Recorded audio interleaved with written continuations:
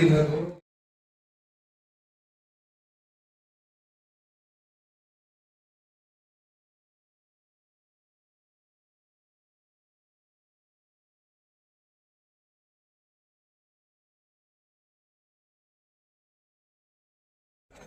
News ಸುದ್ದಿವಾಹಿನಿಗೆ ಸ್ವಾಗತ. ವೀಕ್ಷಕರೇ, ನಾನು MPM ಶಿವಪ್ರಕಾಶ್.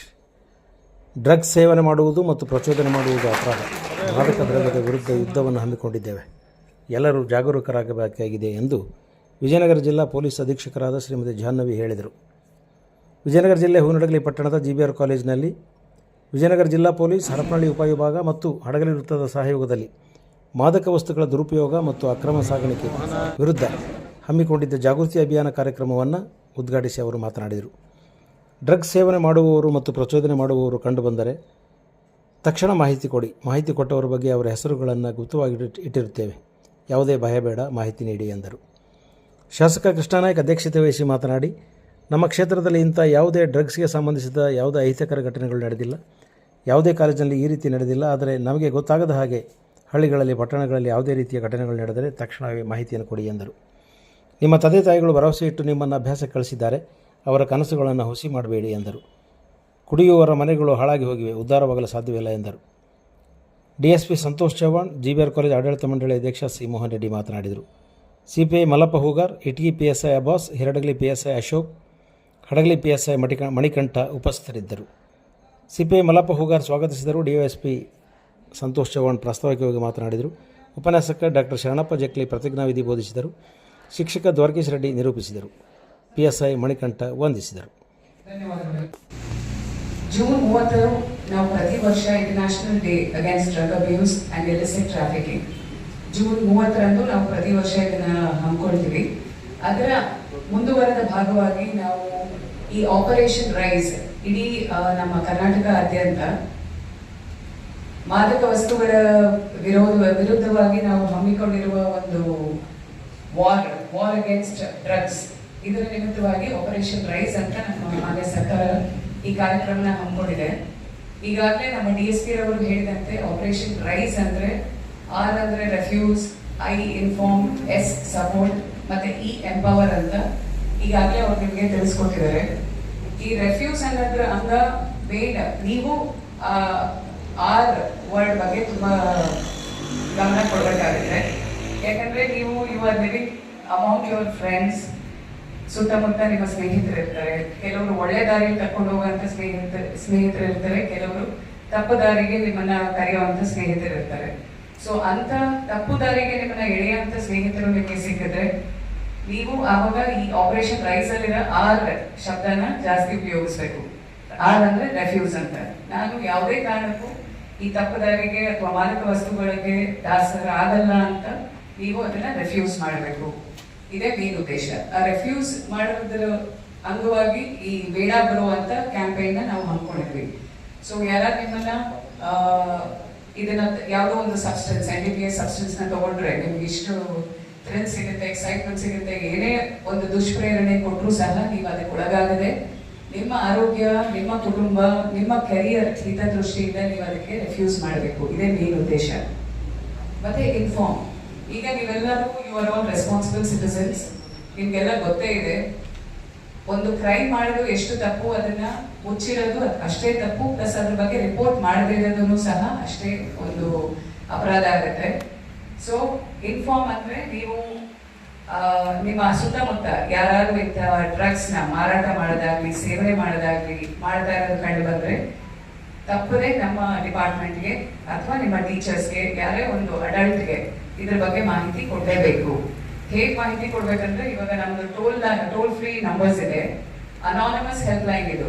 ನೀವು ಏನಾದ್ರು ಮಾಹಿತಿ ಕೊಟ್ರೆ ನೀವು ಯಾರು ಮಾಹಿತಿ ಕೊಡ್ತಾರೆ ಅವ್ರದ್ದು ಡೀಟೇಲ್ಸ್ ನಾವು ಗುಪ್ತವಾಗಿರ್ತೀವಿ. ಯಾವುದೇ ಕಾರಣಕ್ಕೂ ಅದನ್ನ ರಿವೀಲ್ ಮಾಡಲ್ಲ. ಇಂಥವ್ರ ನಿಮ್ಮ ಬಗ್ಗೆ ಮಾಹಿತಿ ಕೊಟ್ಟರು ಅಂತ ನಮ್ಗೆ ಹೇಳೋದಿಲ್ಲ ಅದನ್ನ. ಸೊ ಈ ತರ ಅನಾನಮಸ್ ಹೆಲ್ಪ್ ಲೈನ್ ನಂಬರ್ಸ್ ಇದೆ, 1908 ಅಥವಾ 1933. ಇದು ಎರಡು ನಂಬರ್ಗೆ ನೀವು ಕಾಲ್ ಮಾಡಿ ಹೇಳ್ಬೋದು. ಪ್ಲೀಸ್ ನೋಟ್ ಡೌನ್ 1908 ಅಥವಾ 1933. Okay. Cyber help line number ಏನು? ವಿವರವಾಗಿ ನಮ್ಮ CPI ಹೂಗಾರ್ ಅವರು, DYSP ಸಂತೋಷ್ ಅವರು SP ಮೇಡಮ್ ಅವರ ಜಾನ್ವಿ ಮೇಡಮ್ ಅವರು ತುಂಬಾ ವಿಸ್ತಾರವಾಗಿ ಮೇಡಮ್ ಅವರು ಕೇಳ್ತಾ ಇದ್ರು, ಈ ಡ್ರಗ್ಸ್ ಬಗ್ಗೆ ಅವೇರ್ನೆಸ್ ಕೊಡ್ಬೇಕು ಸರ್,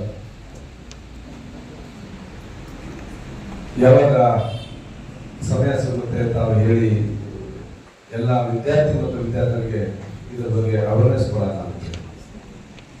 ಇದರ ಬಗ್ಗೆ ಅವೇರ್ನೆಸ್ ಕೊಡೋದು ಅವಶ್ಯಕತೆ ಇತ್ತ ನಿಮಗೆ? ಇತ್ತ? ಇನ್ನು ಆಲ್ರೆಡಿ ನಿಮಗೆ ಅವೇರ್ ಇದೆಯಾ? ಇದರ ಬಗ್ಗೆ ಅವೇರ್ ಇದೆಯಾ ಅಥವಾ ಅವೇರ್ನೆಸ್ ಕೊಡೋದು ಅವಶ್ಯಕತೆ ಇತ್ತ? ನಾನು ಹೇಳಿದೆ ಮೇಡಮ್ ಅವರಿಗೆ, ಮೇಡಮ್ ನನ್ನ ಪ್ರಕಾರ ಯಾವುದೇ ಕಾಲೇಜುಗಳಲ್ಲಿ ಸಿಟಿಯಲ್ಲಿ ನಡೆದ ರೀತಿಯಲ್ಲಿ ನನ್ನ ಕ್ಷೇತ್ರದಲ್ಲಿ ಅಥವಾ ನನ್ನ ತಾಲೂಕಲ್ಲಿ ಯಾವ ಕಾಲೇಜಲ್ಲಿ ಇತರ ನಡೆಯಲ್ಲ, ಆ ಗ್ಯಾರಂಟಿ ನನಗೆ. ಕಾಲೇಜಲ್ಲಿ ನಡೆಯಲ್ಲ, ಆದ್ರೆ ತಮ್ಮ ತಮ್ಮ ಹಳ್ಳಿಯಲ್ಲಿ ಅಲ್ಪ ಸ್ವಲ್ಪ ನಡೆದ್ರು ನಡೀಬಹುದು. ಅದನ್ನೆಲ್ಲ ನಿಮ್ಮ ಗಮನದಲ್ಲಿ ಬಂದ್ರೆ ಏನ್ ಮಾಡ್ಬೇಕು ಇನ್ಫಾರ್ಮ್ ಮಾಡಬೇಕು. ಕಾರಣ ನಮ್ಮ ಊರು, ನಮ್ಮ ಹೆಮ್ಮೆ.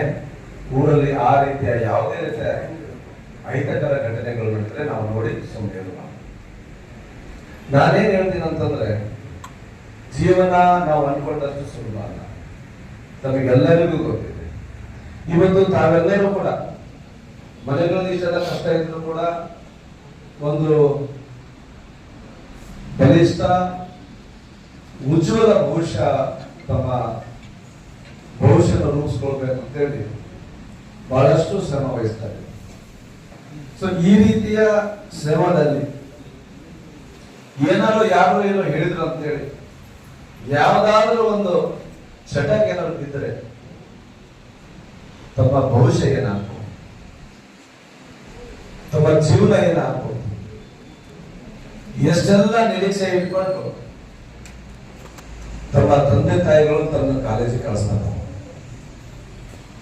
ಈ ರೀತಿಯ ಸಮಯದಲ್ಲಿ ಯಾರೋ ಹೇಳಿದ್ರು, ಒನ್ ಟೈಮ್ ಚೆಕ್ ಮಾಡಿ ನೋಡು, ಒನ್ ಟೈಮ್ ಟ್ರೈ ಮಾಡಿ ನೋಡು ಅಂತೇಳಿ ತಾವೇನಾದ್ರು ಯಾವ್ದಾದ್ರು ಮಾತಿಗೆ ಮರಳಾಗಿ ಏನಾದ್ರು ಒನ್ ಟೈಮ್ ತಗೊಂಡ್ರೆ ಏನಾಗ್ಬೋದು?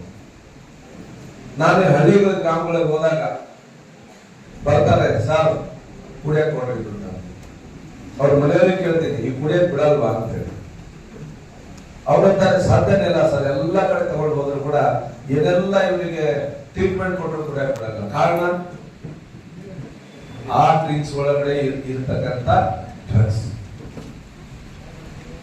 ಒನ್ ಟೈಮ್ ಎರಡು ಟೈಮ್ ಕುಡಿದ್ರೆ ಏನ್ ಮಾಡುತ್ತೆ ಅದು ಕುಡಿಲಿಲ್ಲ ಅಂತಂದ್ರೆ ಅವ್ರಿಗೆ ಸಮಾಧಾನ ಆಗಲ್ಲ, ನಿದ್ದೆ ಬರೋದಿಲ್ಲ, ಅವ್ರಿಗೆ ಇರಕ್ಕೆ ಆಗಲ್ಲ. ತಾವು ತಮ್ಮ ತಮ್ಮ ಗ್ರಾಮಗಳಲ್ಲಿ ನೋಡಿದ್ದೀವಿ, ಎಷ್ಟೋ ಜನ ಕೇವಲ ಈ ಆಲ್ಕೋಹಾಲ್ ತಗೊಳ್ಳೋರು ಅವರ ಮನೆ ಸರಿ ಇದೆಯಾ, ಅವರ ಮಕ್ಕಳ ಭವಿಷ್ಯ ಸರಿ ಇದೆಯಾ, ಅವರ ಮನೆಯಲ್ಲಿ ಅವರ ಹೆಂಡತಿ ಮಕ್ಕಳ ನೆಮ್ಮದಿಯಿಂದ ಇರಕ್ಕೆ ಸಾಧ್ಯನಾ? ಕೇವಲ ವಯಸ್ಸಾದವರು ಸರಾಯಿ ಕುಡಿದು ಬಂದ್ರೆ ಆ ಮನೆಯ ಪರಿಸ್ಥಿತಿ ಕಂಟ್ರೋಲ್ ಅಲ್ಲಿ ಇರಲ್ಲ. ಇಡೀ ಗ್ರಾಮದಲ್ಲಿ ಆ ಮನೆ ಮೇಲೆ ಯಾರ ಮೇಲೇನೋ ಗೌರವ ಇರಲ್ಲ. ಆ ರೀತಿಯಿಂದ ಈ ಸಮಾಜ ನೋಡುತ್ತೆ. ಇಂಥದ್ರಲ್ಲಿ ಜೀವನ ಕಟ್ಕೊಳ್ಳಕ್ಕೆ ಶ್ರಮ ವಹಿಸಿರುವ ನಿಮ್ಮಂತ ಪ್ರತಿಭೆಗಳು ಏನಾದ್ರು ಇತ್ತ ಯಾವುದೇ ಚಟಕ್ಕೆ ಬಿದ್ದರೆ ನಿಮ್ಮ ಭವಿಷ್ಯ ಕಟ್ಕೊಳ್ಳಕ್ ಸಾಧ್ಯ ಮಾಡಬೇಕು ಒಂದು ಉದ್ದೇಶದಿಂದ ಒಂದು ಪ್ರೋಗ್ರಾಮ್ ಲಾಂಚ್ ಮಾಡಿದೆ. ತಾವೆಲ್ಲ ಇತ್ತೀಚಿನ ದಿನಗಳಲ್ಲಿ ಎಲ್ಲ ಸೋಷಿಯಲ್ ಮೀಡಿಯಾದಲ್ಲಿ ಆಗಲಿ, ಎಲ್ಲ ಈ ಪ್ರೋಗ್ರಾಮ್ಸ್ ಟಿವಿ ಮಾಧ್ಯಮದಲ್ಲಿ ಆಗಲಿ, ಸೋಷಿಯಲ್ ಮೀಡಿಯಾದಲ್ಲಿ ಎಲ್ಲ ನೋಡಿರ್ತೀರ ನೀವು. ಇತ್ತೀಚಿನ ದಿನಗಳಲ್ಲಿ ಆಲ್ಮೋಸ್ಟ್ ಇದು ಯುವ ಪೀಳಿಗೆಗೆ ಒಂದು ಟಾರ್ಗೆಟ್ ಗ್ರೂಪ್ ಆಗಿರೋದ್ರಿಂದ ಯುವ ಪೀಳಿಗೆಗೆ ಬಲಿ ಆಗ್ತಾ ಇದೆ. ಈ ಒಂದು ನಿಟ್ಟಿನಲ್ಲಿ ಗೌರ್ಮೆಂಟ್ ಒಂದು ಪ್ರೋಗ್ರಾಮ್ ಲಾಂಚ್ ಮಾಡಿದೆ, ಫ್ಯಾಕ್ಟರಿ ಪ್ರೋಗ್ರಾಮ್. ಅದರ ಹೆಸರೇ ಆಪರೇಷನ್ ಕರ್ನಾಟಕ ಮತ್ತು ಬೇಡ ಪ್ರೋ ಅಂತ. ಸೊ ಈ ಪ್ರೋಗ್ರಾಮ್ ಮೂಲ ಉದ್ದೇಶ ಏನಿದೆಪ್ಪ ಅಂದ್ರೆ, ತಾವು ಇಲ್ಲಿ ಹಿಂದ್ಗಡೆ ನಾವೆಲ್ಲ ಹೊರಗಡೆ ಆಗಲಿ ಹಿಂದ್ಗಡೆ ಆಗಲಿ ಎಲ್ಲ ನಾವೆಲ್ಲ ಫ್ಲೆಕ್ಸ್ ಬ್ಯಾನರ್ ಎಲ್ಲ ಹಾಕಿದ್ದೇವೆ. ರೈಸ್ ಅಂತಿದೆ, ಆಪರೇಷನ್ ರೈಸ್, RISC ಅಂತಿದೆ. ಸೊ ಅದರ ಒಂದೊಂದು ಅಕ್ಷರ ಒಂದೊಂದು ಪದ ಹೇಳುತ್ತೆ. So R stand for the refuse and I stand for the information, S stand for support and E stand for empower ಅಂತಿದೆ. ಇದು ರೈಸ್. R ಅಂದ್ರೆ ರೆಫ್ಯೂಸ್ ಮಾಡೋದು. ಅದು ಸಂಕ್ಷಿಪ್ತವಾಗಿ ಹೇಳ್ಬೇಕಪ್ಪ ಅಂದ್ರೆ, ನಿಮಗೆ ಯಾರೇ ಡ್ರಗ್ಸ್ ಸೇವನೆ ಮಾಡುವಂತ ಯಾರು ಫೋರ್ಸ್ ಮಾಡಿದೆ ಅದನ್ನ ಸ್ಟೇಟ್ ಅಲ್ಲಿ ನಾವು ಅದನ್ನ ನಿರಾಕರಣೆ ಮಾಡೋದು. I ಅಂದ್ರೆ ಇನ್ಫಾರ್ಮೇಶನ್ ಕೊಡೋದು. ಯಾರೇ ಡ್ರಗ್ಸ್ ಮಾರಾಟ ಮಾಡ್ತಾರೆ, ಸಾಗಾಟ ಮಾಡ್ತಾರೆ, ಸೊ ಅಂತವರ ಯಾರ ಮಾಹಿತಿ ಇದ್ದ ತಕ್ಷಣ ಹತ್ತಿರ ಪೊಲೀಸ್ ಠಾಣೆಗೆ ಅಥವಾ ನಮ್ಮ ಹೆಲ್ಪ್ ಲೈನ್ ಕಾಲ್ ಮಾಡಿ ಮಾಹಿತಿ ಕೊಡೋದು. ಸೊ ಸಪೋರ್ಟ್ ಅಪ್ಪ ಅಂದ್ರೆ ಕೆಲವೊಬ್ರು ತಾವು ಗೊತ್ತಿದ್ದೋ ಗೊತ್ತಿಲ್ಲ ಅಥವಾ ಯಾವುದೋ ಒಂದು ಕೆಟ್ಟ ಗಳಿಗೆಯಲ್ಲಿ ಯಾವುದೋ ಸಂಘ ದೋಷದಿಂದ ಅಥವಾ ಬೇರೆ ಒಂದು ಕೆಟ್ಟ ಫ್ರೆಂಡ್ಶಿಪ್ ಮಾಡಿ ಏನೋ ಮಾಡಿರ್ತಾರೆ, ಕೆಲವರು ಡ್ರಗ್ಸ್ ಗೆ ಅಡಿಕ್ಟ್ ಆಗಿರ್ತಾರೆ, ಅಂತವ್ರನ್ನ ನಾವು ಸಪೋರ್ಟ್ ಮಾಡೋದು, ಅವ್ರಿಗೆ ಸಪೋರ್ಟ್ ಮಾಡಿ ಅಲ್ಲಿಂದ ಆಚೆ ಬರಕ್ಕೆ ಹೇಳೋದು, ಅವ್ರನ್ನ ದಟ್ ಈಸ್ ಅವ್ರನ್ನ ಸಪೋರ್ಟ್ ಮಾಡೋದು. ಅಂದ್ರೆ ಡಿ ಅಡಿಕ್ಷನ್ ಸೆಂಟರ್ ಹಾಕೋದು, ಕೌನ್ಸಿಲಿಂಗ್ ಮಾಡ್ತೀವಲ್ಲ, ಅದನ್ನ ಸಪೋರ್ಟ್, ಯಾರು ಡ್ರಗ್ಸ್ ಗೆ ಅಡಿಕ್ಟ್ ಆಗಿರ್ತಾರೆ ಅಂತವ್ರನ್ನ ಸಪೋರ್ಟ್ ಮಾಡೋದು, ದಟ್ ಈಸ್ ಎಸ್ ಎಂಪವರ್ಮೆಂಟ್. ಹಲವಾರು ಕಾರ್ಯಕ್ರಮಗಳನ್ನ, ಈ ಮಾದಕ ದ್ರವ್ಯ ವಿರೋಧಿ ಕಾರ್ಯಕ್ರಮಗಳನ್ನ ನಡೆಸಿಕೊಂಡಿದ್ದಾರೆ ಪೊಲೀಸ್ ಇಲಾಖೆಯವರು. ಅದರ ಅಂಗವಾಗಿ ಇವತ್ತು ವರಿಷ್ಠಾಧಿಕಾರಿಗಳು ಬಂದು ಈ ಕಾರ್ಯಕ್ರಮ ನಡೆಸಿಕೊಟ್ಟಿದ್ದು ನಮ್ಮ ಕಾಲೇಜಿನ ಹೆಮ್ಮೆ. ಜೊತೆಗೆ ಕಾಲೇಜ್ ವಿದ್ಯಾರ್ಥಿಗಳಿಗೆ ಒಂದು ಈ ಮಾದಕ ವಸ್ತುಗಳ ಬಗ್ಗೆ ಸಂಪೂರ್ಣ ಮಾಹಿತಿಯನ್ನು ಕೊಡುವಂತಹ ಕೆಲಸವನ್ನು ಮಾಡಿದಂಥ ಪೊಲೀಸ್ ಇಲಾಖೆಗೆ ಪ್ರಪ್ರಥಮವಾಗಿ ಧನ್ಯವಾದಗಳನ್ನು ಅರ್ಪಿಸ್ತೇನೆ. ನಮ್ಮಲ್ಲಿ ವಿದ್ಯಾರ್ಥಿಗಳಿಗಿಂತ ವಿದ್ಯಾರ್ಥಿನಿಯರೇ ಜಾಸ್ತಿ ಇದ್ದಾರೆ. ನನಗೆ ತಿಳಿದ ಮಟ್ಟಿಗೆ ಮಾದಕ ವಸ್ತುಗಳನ್ನು ಬಳಸಲು ನಾವೇ ವಿದ್ಯಾರ್ಥಿಗಳು ಮತ್ತು ಗಂಡು ಮಕ್ಕಳು. ಅದಕ್ಕೆ ನಮ್ಮಲ್ಲಿ ವಿದ್ಯಾರ್ಥಿನಿಯರು ಬಹಳ ಇರೋದ್ರಿಂದ ನಮ್ಮಲ್ಲಿ ಆ ಪ್ರಾಬ್ಲಮ್ ಬಹಳ ಇಲ್ಲ. ಏನಾದರೂ ನಮ್ಮ ಕಾಲೇಜ್ ವಾತಾವರಣದಲ್ಲಿ ಅದು ಇಲ್ಲ, ಬಟ್ ಹೊರಗಡೆ ಏನಾದರೂ ಈ ತರದ ಒಂದು ಕಾರ್ಯಗಳು ನಡೆದ್ರೆ, ಈ ತರ ಕೃತ್ಯಗಳು ನಡೆದ್ರೆ ಪೊಲೀಸ್ ಇಲಾಖೆಗೆ ನಾವು ತಿಳಿಸ್ಬೇಕು. ಅದರಿಂದ ತಾವುಗಳು ಈ ದೇಶದ ಮುಂದಿನ ಭವಿಷ್ಯತ್ತಿಗೆ ಒಂದು ಒಳ್ಳೆಯ ಉತ್ತಮವಾದ ಮಾರ್ಗದರ್ಶನ ಹಾಕಿಕೊಡ್ತೀರಿ ಅಂತ ಹೇಳಿ ಭಾವಿಸ್ತಾ ನನ್ನನ್ನು ಮಾತಾಡಲಿಕ್ಕೆ ಅವಕಾಶ ಮಾಡಿಕೊಟ್ಟ ತಮ್ಮ